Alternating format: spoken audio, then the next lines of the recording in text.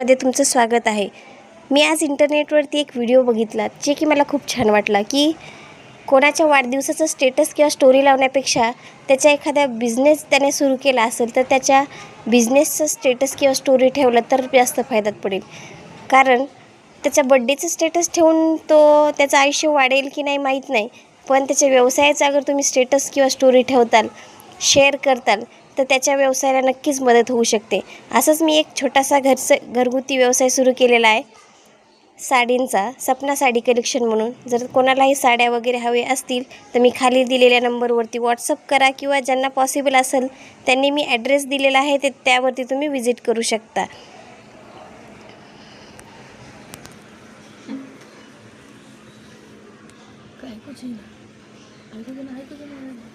त्यात काहीच नाही.